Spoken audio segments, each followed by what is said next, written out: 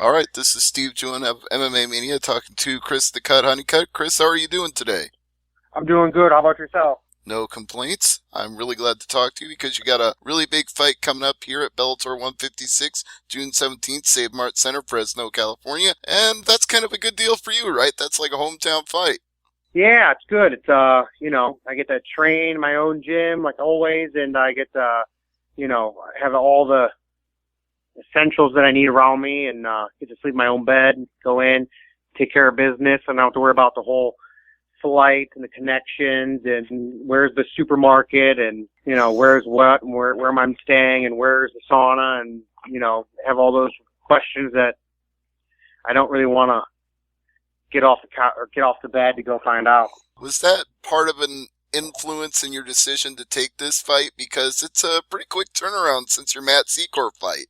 No, actually, after my Matt Secor fight, I didn't have any damage done. I came out almost blemish free. So I've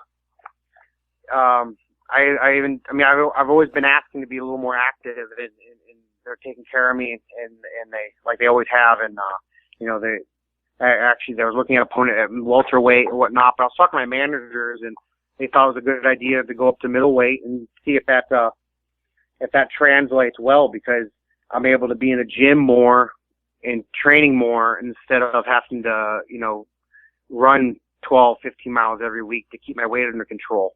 Right. So I'm more of a fighter now than I've ever been, because I don't have to be a track athlete on the side. Yeah, you don't have to worry about getting a lot of water weight off, and I know California's become a stickler about that lately anyway, so you got to be kind of careful making weight for a fight now out there. Yeah, definitely. That's what I hear, at least. And I feel like from what I hear, they're the ones that promote or propose the idea of the new early weigh-ins, but they're not doing it. So I don't know. I mean, it doesn't matter to me, especially if I'm at middleweight, or it didn't matter to me in the first place, just because both fighters have to do it, and it is what it is. But at Mohegan Sun, that early morning weigh-ins was amazing. If I could have the opportunity to pick whichever one, I'll do the early weigh-ins all the time. It makes things go much more smoothly in the back.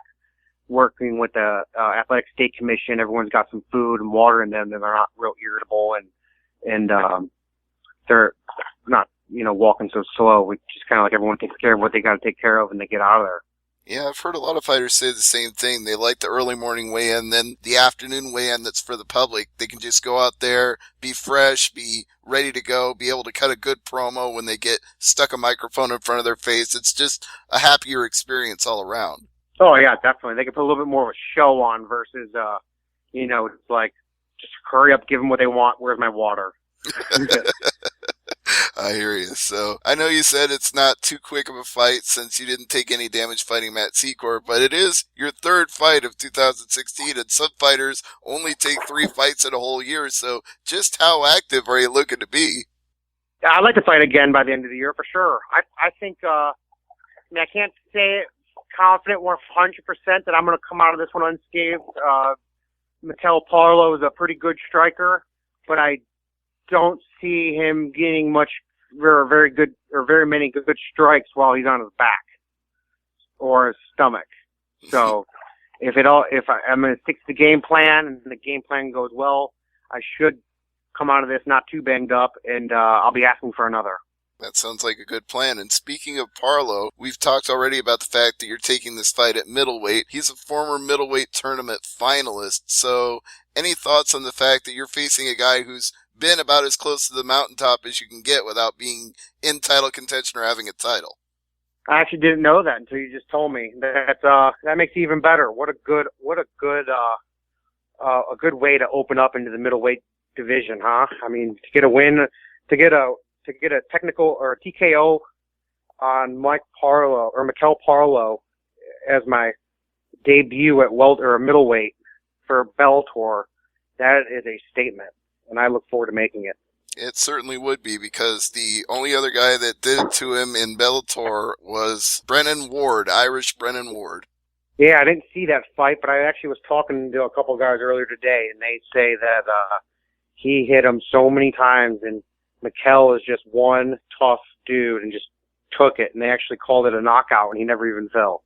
Right, yeah, it was TKO because he just wouldn't go down. Go ahead. I am gonna go YouTube the fight or try to find it somewhere because I do want to watch it, but I didn't watch it yet.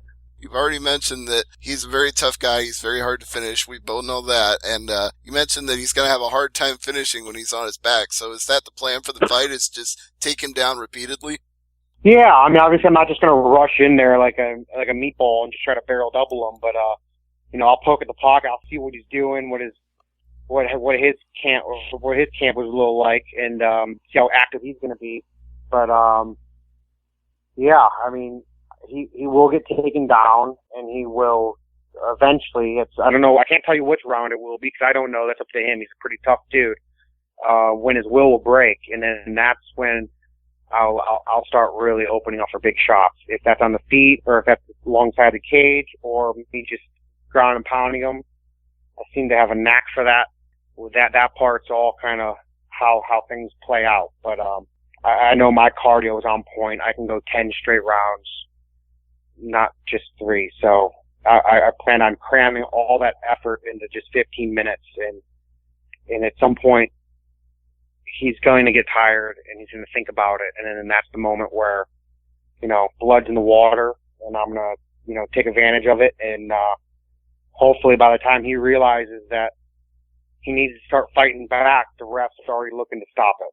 Well, and that's certainly one advantage you have by taking a lot of fights and not having any ring rust, is you can pour on those extra minutes into the 15 minutes that you got. Whereas Parlo, as good as he is, as tough as he is, he's been a little inactive. He's only had 3 fights over the last 3 years, and this will be your 3rd this year, so got a little advantage there too. Yeah, definitely. Yeah, again, I didn't know that either. I've only watched a few of his fights, and I watched like 3 or 4 of his fights on YouTube, and my girlfriend walked up. She's like, "You realize that this is from like 5-6 years ago?" And I'm like, "Oh, I probably should be watching those ones. I should be watching the more recent ones."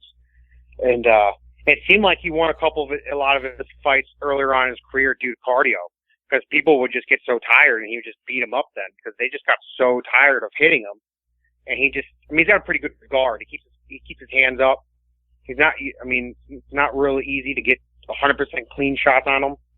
But, he's not afraid of being in the pocket and answering the punches. So, by all means, I don't think me going in there and throwing a lot at his face is going to deter him from his own game plan. So I'll need to mix it up a bit and get him thinking about defending the shots. Maybe his hands will come down a little more so that my straight rights, my jabs, and my hooks can do more damage than what they would be if I were to just try to stand up with the guy.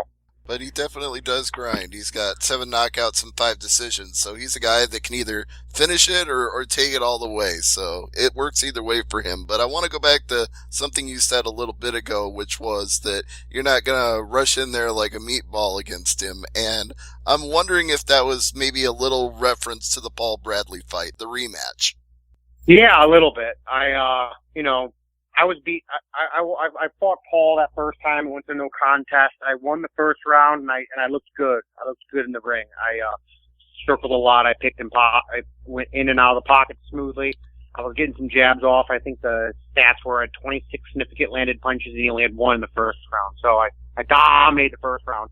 Second round wasn't judged because it never finished. But I shouldn't even say I feel like I am 100% positive that round was going my way up until it was called no contest. And,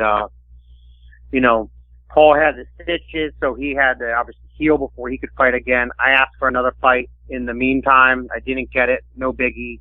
Life goes on. There's a lot of people out there, I'm sure, that want fights. So 8 months passed before my rematch, and it's in my hometown. Crowd's going wild. And it's almost like I walked in, when the bell rang, it's almost like round 3, when really it's round 1 again, because I had to start over. But it's like round 3, let's go in there and just beat him up, because I had all the adrenaline going. And I stepped in the pocket like a meatball and started swinging. I feel like I could have knocked him out or beat him up just like he beat me up. But I think when you take two good fighters, or just any decent fighter, you take 2 of them, You stick in the pocket. It's like a coin flip on who wins. It's a game of Russian roulette for sure, because there's so much adrenaline going through each fighter's body, and they're both fresh. So cardio is not even a factor. It's just who lands first. And I learned my lesson that no matter how good my hands go, I will not step into the pocket and stay there throwing bombs 30 seconds into the first round. I will circle a little bit, and I will find my opportunity to go in there and throw those punches. Now, in the third round, no problem. My cardio is better than anyone's. I can go 10 rounds, let alone 3 or 5. Third round, I'll step in the pocket and throw bombs. To be honest, I almost think that was kind of the strategy Phil Davis used against King Mo, was work him over for the first 2 rounds, and then in the third, when he still had that cardio left and King Mo was starting to slow down a little, that's when he caught him. Yeah. Well, I tell you what, I watched that fight. I'm friends with both of them. I like King Mo a lot. I trained with him down at American Top Team. I actually trained with him when he was training out of in Vegas. And I know Phil Davis as well. Phil Davis is managed by my same manager, so I obviously watched the fight, and I was watching both of them and rooting for both of them, just hoping that neither of them got real injured or real badly hurt if something were to happen. But the amount of strikes that Phil Davis threw, that King Mo just instinctively is able to just move his head away from, is remarkable. King Mo is, the way he slips punches just repetitively is phenomenal. And Phil Davis just was consistently throwing really nice punches. And what I think did it is he had that one kick, I want to say it was in the second or third round. He stepped off to the side and got one really nice leg kick on King Mo, and King Mo hit it pretty well, but I bet you his leg was, I bet you he wasn't able to feel his leg for a good 10, 15 seconds. Because that was a leg kick like no other. My leg twitched when I saw it. Yeah, I thought so too when I saw him kicking the leg, and on that one good one that you talked about, I thought that's the money in the bank. He's banking that to slow him down later in the fight, and I thought it paid off. But like you said, King Mo is really good at slipping those shots. It was a great fight all the way to the end. He's whenever I see King Mo, I immediately start picking his brain, because as far as his intelligence goes on the sport of fighting, especially boxing, because he spent all that time at Mayweather's gym, he is one of the best. He's a very, very, very bright person. He's very, very smart and sophisticated in the sport of MMA. Oh, yeah, and he's always a pleasure to talk to. He's one of my favorite guys to interview, so my hat's off to King Mo, and he'll have lots of big opportunities. Just because he didn't win that fight with Phil Davis doesn't mean there isn't more down the line for him. But since we're talking about guys that you train with, I know Josh Koscheck has got a big fight coming up here with Paul Daly, so how's he looking for that fight? He's into the gym. He was out this week, so we talk a little bit. He's been kind of in and out a little bit, but he's been traveling, and I believe he's been training wherever he's gone.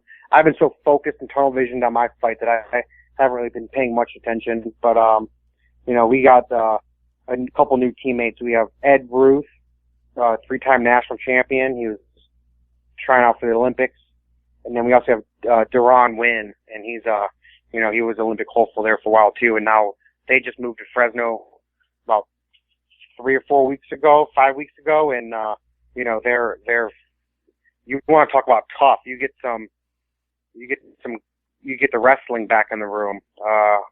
Being a wrestler, it's easy to take a lot of people down, but they're just off the sport of wrestling. So, and I've been out of the game for a little bit as far as just pure wrestling goes. So when I'm fighting people that are, right out of the gates and fighting, but they're still got that 100% wrestling mentality, they are hard as hell to take down. So I think that just having them in here at this time of their career is perfect for where I'm at for this camp. Sounds good to me. And Yeah, wrestling is the base for success in MMA. You can't get anywhere without a strong wrestling background, or at least if you didn't start out in wrestling, you better get into it real quick before you take your first pro fight.